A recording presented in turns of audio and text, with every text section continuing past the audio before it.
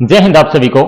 आज जो करने जा रहे हैं साइंस का एमसीक्यू क्लास करेंगे और इसमें जो इंपोर्टेंट क्वेश्चन रहने वाले हैं उनको साथ साथ में नोट करते चलिएगा और इनको समझते चलिएगा। और जितने भी क्वेश्चन जो कराए जा रहे हैं वो सभी लास्ट एग्जाम में आपसे बार बार पूछे भी गए हैं और आने वाले एग्जाम में उनको देखने को भी मिलेंगे। तो चलिए स्टार्ट करते हैं आज की क्लास।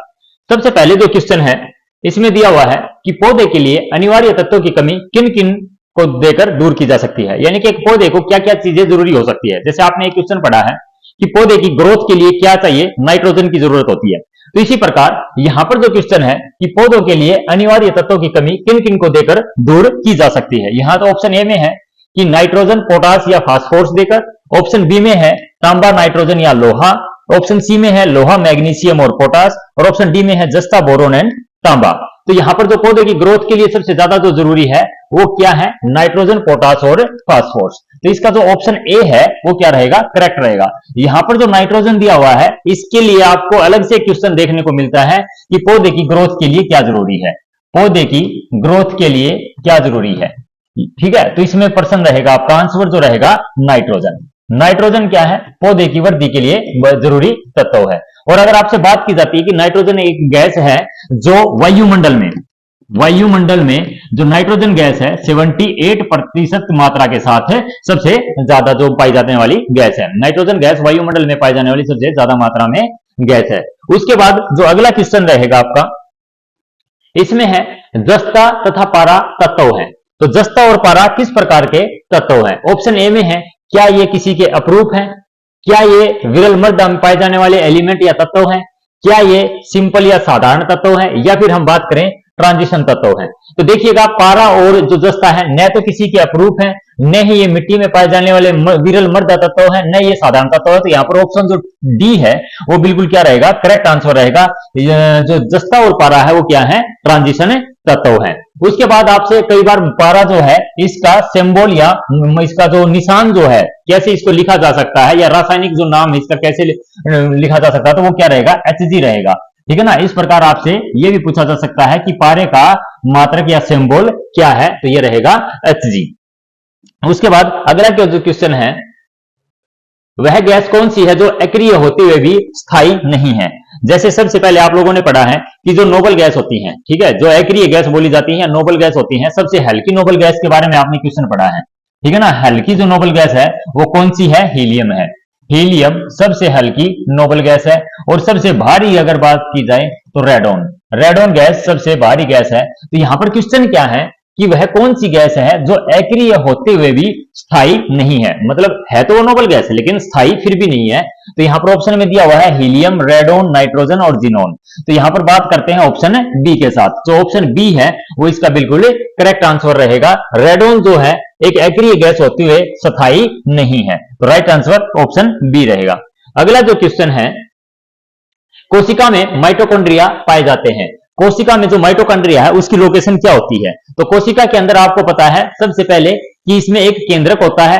उसके बाद केंद्रक में क्या होता है, एक कोशिका के अंदर एक द्रव्य भी बना होता है, ठीक है ना, जिसको जीव द्रव्य बोला जाता है। क्या बोला जाता है, कोशिका के अंदर ये न्यूक्लियस होता है, यहाँ पर एक द्रव्य भरा होता है जिसको जीव द्रव्य भरा होता है। तो इसने पूछा है कि कोशिका में माइटोकॉन्ड्रिया वो पाए जाते हैं। तो केंद्रक में माइटोकॉन्ड्रिया नहीं होता भाई, ठीक है ना। केंद्रक में क्या होता है, न्यूक्लियस होता है, ठीक है। केंद्रक में सिर्फ न्यूक्लियस या केंद्र ही होता है। उसके बाद में केंद्रिका में, कोशिका द्रव्य में या कोशिका भित्ति में। तो कोशिका भित्ति जो होती है वो पेड़ पौधों में होती है, ठीक है ना। पेड़ पौधों की जो कोशिकाएं होती है उसकी जो दीवारें बनी होती हैं पेड़ पौधों की कोशिका, उसको क्या बोला जाता है, कोशिका भित्ति बोला जाता है। तो यहाँ पर जो सही ऑप्शन रहेगा वो क्या रहेगा, कोशिका द्रव्य में। तो जो माइटोकॉन्ड्रिया होता है जिसको क्या बोला जाता है, ऊर्जा का, कोशिका का पावर हाउस बोला जाता है। क्या बोला जाता है, कोशिका का पावर हाउस, ठीक है ना। कोशिका का पावर हाउस के नाम से भी किसको जाना जाता है, माइटोकॉन्ड्रिया को जाना जाता है। इसी के साथ अगला क्वेश्चन जो है, कार्बोहाइड्रेट्स का निर्माण होता है। तो कार्बोहाइड्रेट्स का निर्माण किन किन तत्वों को मिलाकर होता है। तो इसमें 4 ऑप्शन दिए हुए हैं। जैसा कि हमने लास्ट टाइम भी पढ़ा था कि कई बार यह भी पूछा जा सकता है कि जो कार्बोहाइड्रेट्स है उसमें उसका जो कार्बन, हाइड्रोजन और ऑक्सीजन का रेशो कितना होता है। इसमें 3 चीजें होती हैं, एक तो होता है कार्बन, एक होता है हाइड्रोजन, एक क्या होता है हाइड्रोजन, और एक होता है ऑक्सीजन। कई बार यह पूछा जाता है कि इन तीनों का रेशो कितना है, तो इसको कैसे निकालते थे, C6H12O6 इसका फॉर्मूला होता है ग्लूकोज का और कार्बोहाइड्रेट्स की कई बार पूछा जा सकता है। तो इसमें जो रेशो बन के निकलता है वो 6 यानी कि 1 ये 2 पे और ये 1:1 का रेशो होता है। तो अब यहाँ पर कार्बन, हाइड्रोजन और ऑक्सीजन तीन चीजें हैं किसमें, कार्बोहाइड्रेट्स में। तो यहाँ पर सही ऑप्शन क्या हो सकता है, क्या कार्बन नाइट्रोजन ऑक्सीजन है, क्या कार्बन हाइड्रोजन सल्फर है, क्या कार्बन सल्फर और फास्फोरस है, क्या कार्बन हाइड्रोजन और ऑक्सीजन है। तो इसका जो सही आंसर होगा वो ऑप्शन है डी होगा, क्योंकि इसमें क्या क्या होता है, carbon hydrogen oxygen, carbon hydrogen और ऑक्सीजन, ये तीन चीजों को मिलाकर क्या है, कार्बोहाइड्रेट्स का निर्माण होता है। अगला जो क्वेश्चन रहेगा इसमें, टाइफाइड तथा पेचिस रोग जो है वो किससे फैलते हैं। ये भी पूछा जा सकता है कि ये वायरस से होने वाली बीमारी है। कई बार ये भी पूछा जा सकता है कि इससे किस बॉडी पार्ट को इफेक्ट या हानि पहुंचती है। तो टाइफाइड जो पेचिस है वो किससे फैलने वाले रोग हैं। तो ऑप्शन ए में है, क्या ये वायु प्रदूषण से फैलने वाले हैं, ऑप्शन बी क्या ये जल से फैलने वाले हैं, ऑप्शन सी स्थलीय प्रदूषण से या रेडियोधर्मी प्रदूषण से। तो यहां पर जो टाइफाइड और जो पेचिस है, ठीक है ना, टाइफाइड और जो पेचिस है वो किससे फैलने वाले हैं, वो फैलने वाले हैं जल प्रदूषण से। तो ऑप्शन बी जो है वो बिल्कुल करेक्ट आंसर रहेगा। टाइफाइड तथा पेचिस रोग जो है और ये आंत पर प्रभाव डालते हैं, किस पर डालते हैं, आंत पर प्रभाव डालते हैं। आंत जो है इससे इफेक्टेड होता है और वाटर पोल्यूशन से होने वाले रोग हैं। उसके बाद है पौधे में श्वसन होता है। पौधे में जो श्वसन होता है वो किस टाइम होता है। तो यहां पर ऑप्शन ए है, क्या अकेला वो रात में होता है, ऑप्शन बी क्या प्रातः के समय होता है, ऑप्शन सी क्या अकेले दिन में होता है, या ऑप्शन डी दिन में भी और मुख्यतः रात में भी। तो पौधे में जो श्वसन होता है वो रात में और दिन में दोनों टाइम होता है। तो even during the day and the mainly eight A night, मुख्यतः रात में। तो ऑप्शन जो डी है वो इसका बिल्कुल क्या रहेगा, करेक्ट ऑप्शन रहेगा।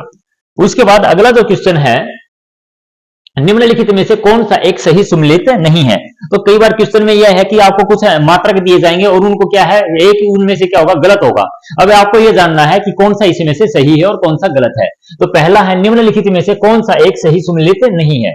तो पहला है डेसिबल। क्या डेसिबल की इकाई जो डेसिबल जो है क्या वो ध्वनि का मात्रक रहता है। तो ये बिल्कुल करेक्ट है, डेसिबल जो है ध्वनि का ही मात्रक होता है। और हमने बताना कौन सा है जो सही से मैच नहीं हो रखा। ऑप्शन बी में है असौ शक्ति, क्या शक्ति का मात्रक होता है, यस ये भी बिल्कुल ठीक है, क्योंकि जो शक्ति का मात्रक है वो क्या होता है, एचपी हाउस पावर होता है। उसके बाद यूनिट ऑफ डिस्टेंस, दूरी का अगर मात्रक की बात की जाए तो समुद्री मील, कि समुद्र में अगर दूरी को मापा जाता है तो किस में मापा जाता है, नॉटिकल मील में। और यूनिट ऑफ हीट, क्या हीट को सेल्सियस में मापा जाता है। तो ये क्या है, हीट को, यहां पर हम जो उष्मा का अगर मात्रक की बात करें, उष्मा का मात्रक जो होता है वो जूल होता है। तो यहां पर उष्मा का मात्रक ये क्या बताने लग रहा है, सेल्सियस। मतलब जो ऑप्शन डी है वो आंसर अपना ठीक रहेगा, क्योंकि ये दोनों मिसमैच है, ये सही से मैच नहीं है। तो यहां पर जो इसने पूछा भी यही है कि कौन सा सही सुमेलित नहीं है। तो ऑप्शन डी सही सुमेलित नहीं है, ये दोनों एक दूसरे के मात्रक नहीं है। तो यहां पर जो करेक्ट ऑप्शन होगा ऑप्शन डी होगा। उसके बाद अगला क्वेश्चन है, lumen is the unit of, lumen जो है वो किसका मात्रक है। तो ल्यूमेन जो है यहां पर ऑप्शन ए है, क्या वो ज्योति तीव्रता का है, क्या वो ज्योति फ्लक्स का है, क्या वो ए और बी दोनों का है, या इनमें से कोई नहीं है। एक पूछा जाता है लुमिनस और एक होता है ज्योति तीव्रता, एक होता है ज्योति फ्लक्स और एक होता है ज्योति तीव्रता। यहां पर अगर बात की जाए तो यहां पर लुमेन जो मात्रक है वो ज्योति फ्लक्स का है। ज्योति फ्लक्स का जो मात्रक होता है वो क्या होता है, लुमेन। और ज्योति तीव्रता का जो मात्रक है, जो हमने 7 जो मात्रक पढ़े हैं, ठीक है ना, 7 मात्रक कौन से, मूल मात्रकों में हमने उसमें पढ़ा था। तो यहां पर ज्योति तीव्रता का मात्रक है वो क्या होता है, कैंडेला होता है। कैंडेला ज्योति तीव्रता का मात्रक होता है। तो इसमें जो सही ऑप्शन है ल्यूमेन के लिए, तो ऑप्शन बी बिल्कुल करेक्ट रहेगा, ये ज्योति फ्लक्स का मात्रक है। अगला क्वेश्चन, पास्कल इकाई है। पास्कल किसकी इकाई है। जितने भी हाइड्रोलिक ब्रेक है, हाइड्रोलिक स्टीयरिंग है, जितनी भी हाइड्रोलिक मशीनें हैं वो सभी किसके सिद्धांत पर कार्य करती हैं, पास्कल के सिद्धांत पर कार्य करती हैं। तो यहां पर क्या पूछा गया है, पास्कल जो इकाई है वो इसमें से किसकी है। तो आर्द्रता की नहीं है, दाब की। तो यहां पर पास्कल जो है किसकी है, प्रेशर, प्रेशर की जो इकाई है वो क्या होती है भाई, पास्कल। तो सही ऑप्शन जो रहेगा पास्कल बी के लिए सही रहेगा। तो पास्कल जो है प्रेशर का मात्रक है। उसके बाद में टेम्परेचर, तापमान का मात्रक क्या बताया था, केल्विन। केल्विन जो है वो तापमान का मात्रक है। इसके बाद अगला क्वेश्चन है, internal reflection of light from the sun can occur if the light, यानी कि सूर्य से प्रकाश का जो आंतरिक परावर्तन हो सकता है यदि प्रकाश, यहां पर जो प्रकाश है, सूर्य से जो प्रकाश आने वाला है उसका आंतरिक परावर्तन कहां पर हो सकता है। क्या वो जल से कांच में जाए, तब हो सकता है, या कांच से वायु में जाए तब हो सकता है, या वायु से कंच में जाए तब, या वायु से जल में जाए तो।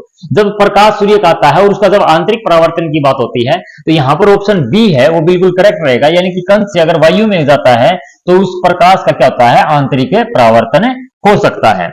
इसी के साथ अगला जो क्वेश्चन रहेगा आपका, द टेक्निक यूज्ड, यानी कि पेट या शरीर के आंतरिक, पेट या शरीर के आंतरिक अंगों के अन्वेषण के लिए प्रयुक्त तकनीक एंडोस्कोपी आधारित है, यानी कि वो किसके ऊपर आधारित है, क्या वो ध्रुवण पर आधारित है, या वो व्यक्तिकरण यानी कि परिघटना पर आधारित है, या विवर्तन पर आधारित है, या पूर्ण आंतरिक परावर्तन पर आधारित है। यानी कि जो एंडोस्कोपी की जाती है, जैसे फाइबर केबल की भी कई बार बात की जाती है कि जो फाइबर केबल होती है जिसे आप आजकल जियो फाइबर वगैरह, तो उसमें जो प्रकाश का जो ट्रेवलिंग जो मेथड रहता है, प्रकाश उसके अंदर से जो जाता है वो पूर्ण आंतरिक परावर्तन पे जाता है। और उसी प्रकार पेट के अंदरों का अगर हिस्सा, आंतरिक हिस्सों के अगर पिक्चर लेनी है या तस्वीर लेनी है तो वो किस पर आधारित है, पूर्ण आंतरिक परिवर्तन परिघटना पर। तो इसका ऑप्शन जो रहेगा 12th का ऑप्शन डी करेक्ट रहेगा, on the phenomena of the complete internal combustion, यानी कि पूर्ण आंतरिक परिवर्तन परिघटना पर आधारित होता है कौन, एंडोस्कोपी।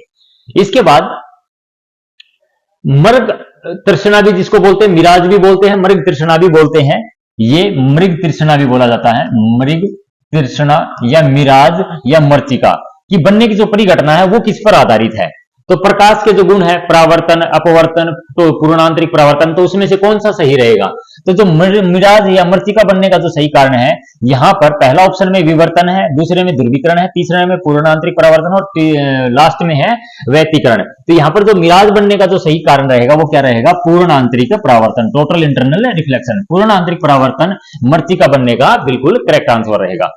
उसके बाद अगला जो है, अच्छा ये कई क्वेश्चन पूछे जाते हैं भाई इसमें, जो पूर्ण आंतरिक परावर्तन है, पूर्ण आंतरिक परावर्तन में एक तो हीरे का चमकना, हीरे का चमकना, हीरे का चमकना किस पर आधारित है, पूर्ण आंतरिक परावर्तन पर। उसके बाद कंच के टुकड़ों का चमकना, कंच के टुकड़ों का चमकना, ये भी इसी पर आधारित है। उसके बाद में इंद्रधनुष, इंद्रधनुष का बनना, इंद्रधनुष का बनना, ये भी किस पर आधारित है, पूर्ण आंतरिक परावर्तन पर आधारित है। ठीक है ना। तो इस प्रकार ये कई क्वेश्चन है भाई पूर्ण आंतरिक परावर्तन के और बार बार एग्जाम में पूछे जाते हैं। अगला है, तरल से भरे हुए बीकर का तल किस कारण से कुछ ऊपर उठा हुआ दिखाई देता है। सिक्के का ऊपर उठा हुआ दिखाई देना, छड़ी का मुड़ा हुआ दिखाई देना, सूरज को सुबह और शाम देख पाना, और अब यहां पर क्या क्वेश्चन पूछा है, बीकर के तल का ऊपर उठा हुआ दिखाना। ये सारी जो घटनाएं हैं सिर्फ और सिर्फ एक चीज की वजह से होती हैं, और वो क्या है, ऑप्शन है सी, यानी कि अपवर्तन के कारण। यानी कि दोबारा देखिएगा, यहां पर छड़ी का मुड़ा हुआ दिखाई देना, छड़ी का मुड़ा हुआ दिखाई देना, मुड़ा हुआ दिखाई देना। उसके बाद सिक्के का ऊपर उठा हुआ दिखाई देना, सिक्के का ऊपर उठा दिखाई देना। ठीक है। सूर्य का सुबह और शाम देख पाना, सूर्य का सुबह और शाम देख पाना। ये सारी जो घटनाएं हैं वो किसकी वजह से होती हैं, प्रकाश के अपवर्तन की वजह से। तारों का टिमटिमाना, ठीक है ना, एक होता है तारों का टिमटिमाना, ये भी किसके ऊपर है, प्रकाश के अपवर्तन पर। तो सही ऑप्शन इसका ऑप्शन है सी हो जाएगा। अगला क्वेश्चन है, जब प्रकाश की किरण विरल माध्यम से सघन माध्यम में जाती है तो वह अभिलंब की ओर, यानी कि देखिएगा यहां पर जब एक प्रकाश की किरण विरल माध्यम से, विरल ये विरल माध्यम होता है, जैसे हवा क्या है एक विरल माध्यम है, और जब एक पानी कंच वगैरह के अंदर जाती है तो इसको बोला जाता है सघन माध्यम। क्या बोला जाता है, सघन माध्यम। तो इसके ऊपर क्या, तो हम मान के चलते हैं ये क्या है, एक अभिलंब है, ये क्या है, अभिलंब है, और फिर वापिस से यहां से चली जाती है। तो जब ये लाइट इससे विरल माध्यम से सघन माध्यम में जब प्रवेश करती है तो क्या होता है, इसको अभिलंब बोलते हैं। तो ये जानी तो चाहिए थी ऐसे, लेकिन ये क्या हो जाती है, अभिलंब की तरफ बैंड हो जाती है, अभिलंब की तरफ बैंड हो जाती है। यहां पर भी अगर हम देखें दो फिनोमिना हो सकते हैं, एक तो जब विरल माध्यम से सघन माध्यम में आती है तो इसको बोला जाता है अभिलंब। क्या बोला जाता है, अभिलंब। तो जब विरल माध्यम से सघन माध्यम में प्रवेश करती है तो अभिलंब की तरफ बैंड हो जाती है, और जब ये सघन माध्यम है और वापिस विरल में जाती है तो ये अभिलंब, अगर इसको माने तो इससे दूर हट जाती है। दो फिनोमिना है। तो यहां पर क्या होने लग रहा है, विरल माध्यम से सघन में आने लग रही है तो ये अभिलंब की ओर झुक जाती है, तो अभिलंब की ओर झुक जाती है। तो इसका जो ऑप्शन ए रहेगा वो क्या रहेगा, बिल्कुल करेक्ट रहेगा। ये दो क्वेश्चन बनते हैं भाई, यहां से विरल से सघन में जाएगी तो अविलंब की तरफ चली जाएगी, और जब सघन से विरल में जाएगी तो अविलंब से दूर हट जाएगी। ये आपके करेक्ट ऑप्शन रहेंगे। अगला क्वेश्चन है, इंद्रधनुष किस कारण से बनता है? तो यहां पर इंद्रधनुष को बनने के लिए तीन चीजों का होना जरूरी है। एक तो क्या होता है, पूर्ण आंतरिक परावर्तन, पूर्ण आंतरिक परावर्तन, दूसरा प्रकीर्णन, दूसरा प्रकीर्णन, ठीक है ना, और तीसरा होता है विक्षेपण, ठीक है ना, तीसरा क्या होता है, विक्षेपण। ये तीन चीजें होती है। तो यहां पर क्या है, प्रकीर्णन और अपवर्तन, अपवर्तन और परावर्तन, तो दोनों चीज अपवर्तन और परावर्तन, इससे इनको कोई मतलब नहीं है बी वाले ऑप्शन को। अपवर्तन और परिक्षेपण, ये भी कोई नहीं है। यहां पर विवर्तन और अपवर्तन, तो यहां पर जो सही आंसर रहेगा ऑप्शन ए रहेगा कि प्रकीर्णन और अपवर्तन, यानी कि रंगों का फैलाव भी हो जाना और स्कैटरिंग यानी कि अपवर्तन भी हो जाना। तो ये चीजें आप लोगों का करेक्ट आंसर रहेगा। उसके बाद है, पानी में डूबी हुई एक छड़ी किस प्रवृत्ति के कारण मुड़ी हुई दिखाई देती है? तो पानी में छड़ का मुड़ा हुआ दिखाई देना, प्रकाश का विवर्तन, प्रकाश का प्रकीर्णन, प्रकाश का परावर्तन या प्रकाश का अपवर्तन। तो यहां पर जो ऑप्शन डी रहेगा, प्रकाश के अपवर्तन के कारण पानी में क्या है, छड़ी मुड़ी हुई दिखाई देती है। तो इसका जो सही आंसर रहेगा ऑप्शन डी रहेगा, प्रकाश का अपवर्तन। इसके बाद अगला क्वेश्चन है, हृदय गति कम हो जाने पर इसे सामान्य अवस्था में लाने हेतु प्रयोग किया जाता है। जब हृदय गति अगर कम हो जाती है, या ये मान के चलते हैं कि कई बार इससे डायरेक्ट क्वेश्चन ये भी पूछा जा सकता है कि पेस मेकर का संबंध किससे है। तो यहाँ पर जो हृदय गति है कम हो जाने पर इसको हार्ट को बीट, यानी कि जब हार्ट बीट होती है एक करंट इलेक्ट्रिक शॉक पैदा होता है, इस वजह से आपका हार्ट क्या करता है, बीट धड़कता है। तो यहाँ पर जब हृदय गति कम हो जाती है तो इसके प्रयोग में लाने के लिए क्या प्रयोग किया जाता है? तो ऑप्शन जो डी है, पेस मेकर। आपसे क्वेश्चन ये भी पूछा जाता है कि पेस मेकर का संबंध किससे है? तो ऑप्शन ए में आंख, नाक, कान, हृदय दे देंगे, तो पेसमेकर का संबंध किससे है भाई? हृदय से है। यहां पर आपका ये क्वेश्चन हृदय से संबंधित होगा, और यहां पर पूछा गया तो ऑप्शन डी होगा करेक्ट ऑप्शन, पेसमेकर। अगला क्वेश्चन है, पेरिस्कोप बनाने में निम्नलिखित में से कौन सा प्रयुक्त होता है? पेरिस्कोप होता है इस प्रकार एक इंस्ट्रूमेंट होता है, पेरिस्कोप इस प्रकार एक इंस्ट्रूमेंट होता है, जैसे कई बार अंडर वाटर अगर कोई चीज देखनी है, या मतलब अगर हमारे सर से अगर कोई चीज ऊपर है उस चीज को देखना, तो यहाँ पर दो दर्पण लगे होते हैं, एक दर्पण यहाँ लगा होता है, एक दर्पण यहाँ लगा होता है। यहाँ से जो इमेज है वो इसमें रिफ्लेक्ट करेगी, वो फिर यहाँ पर रिफ्लेक्ट करेगी, और यहाँ पर जो बंदा है उसको वो क्या है, देख पाता है। अगर मान लो जो पानी के अंदर कोई बंदा डूबा हुआ कोई है, उसको अगर बाहर की चीजें देखनी तो वो पेरिस्कोप का यूज करता है बाहर की वस्तु देखने के लिए। तो यहाँ पर जो दर्पण लगे होते हैं उनके बारे में पूछा गया है कि किस प्रकार के दर्पण है। तो पेरिस्कोप बनाने के लिए प्लेन मिरर होता है, अवतल होता है, अवतल लेंस होता है, या इनमें से कोई नहीं। तो वहां पर क्या लगा होता है, समतल दर्पण लगा होता है, जिसमें से एक इमेज को देखा जा सकता है, वो समतल दर्पण होगा। तो पेरिस्कोप बनाने में समतल दर्पण का प्रयोग किया जाता है। उसके बाद किसी संगीत यंत्र की ध्वनि तीव्रता मापी जाती है। किसी भी संगीत, अगर हमारे को किसी की आवाज को मापना है, या ये मान के चलिए ध्वनि का जो है सही मात्रक है वो क्या है, तो यहाँ पर जो ऑप्शन रहेगा एक है हेनरी, लेक्स, उसके बाद डेसिबल और महो। तो यहाँ पर जो ऑप्शन सी जो है वो बिल्कुल करेक्ट रहेगा। डेसिबल जो है इसमें क्या मापा जाता है, संगीत यंत्र की ध्वनि की तीव्रता मापी जाती है। उसके बाद आज का जो ये सेशन है ये यहीं पर हम खत्म करते हैं। 20 क्वेश्चन जो आपके एमसीक्यू के जो किए हैं उनको अच्छी तरह से आप लोगों ने नोट कर लेना है, उनको समझ के करना है, और फिर भी अगर आपको कोई डाउट रहता है तो आप कमेंट सेक्शन में बता सकते हैं। और अगली और क्लास के लिए आप चैनल को क्या कर लीजिएगा, सब्सक्राइब कर लीजिएगा और शेयर कीजिएगा। जो भी आर्मी, एयरफोर्स, नेवी, एसएससी से जो तैयारी करने वाले बच्चे हैं उनके लिए क्लास बेनिफिशियल रहने वाली है। तब तक के लिए मिलते हैं अगली क्लास में, तब तक के लिए जय हिंद।